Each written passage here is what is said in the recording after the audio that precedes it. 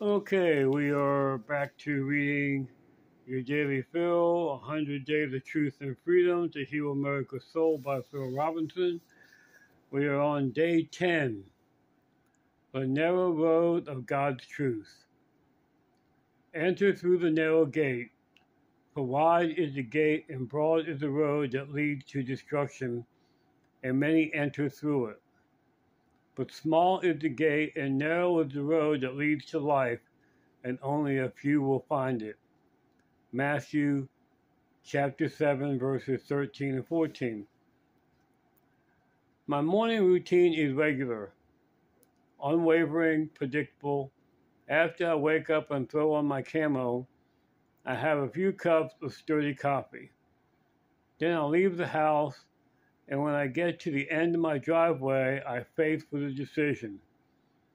Should I take a left and make my way to town, or should I take a right and head down the narrow road that leads to the woods?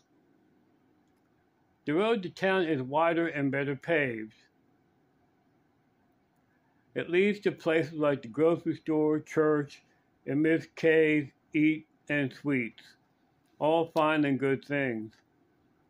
But those roads also lead away from the quieter fields of God.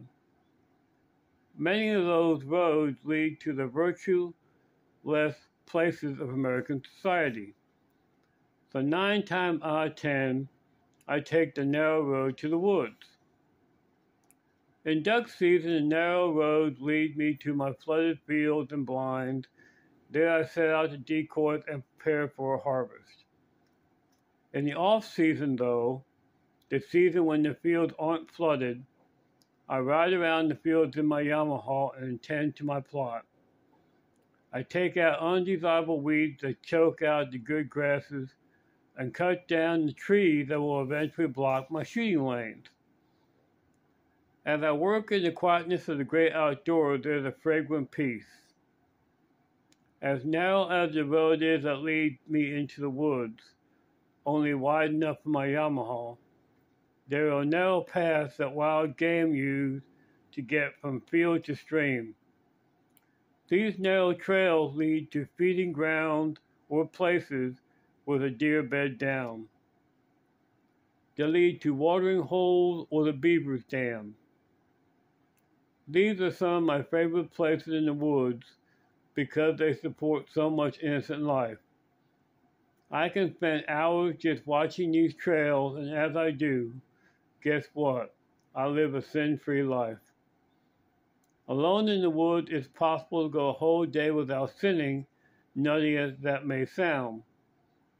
Walking alone in the fields and praying, watching the game running up and down the pig trails, it's unlikely you'll use the Lord's name in vain or worship some other god. In the woods, there's no one to steal from, no women to lust after, there's no one to lie to either, and you can't murder someone who's not around. Sin management in isolation is easy, see? I suspect our founding fathers knew most people wouldn't participate in sin management by making their way to the woods. They knew that our great America wouldn't be forged in isolation, and that most people would congregate down the wider roads. They knew folks would rub shoulders as they built the great society, and they hoped these folks, together with their children and grandchildren, will build a strong and virtuous nation.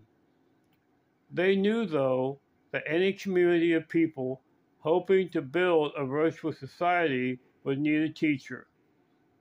And so they left us the ultimate instructor, a canon of biblically based laws.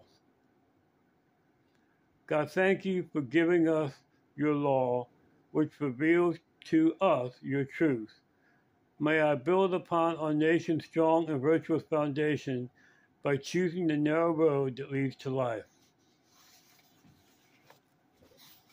God bless.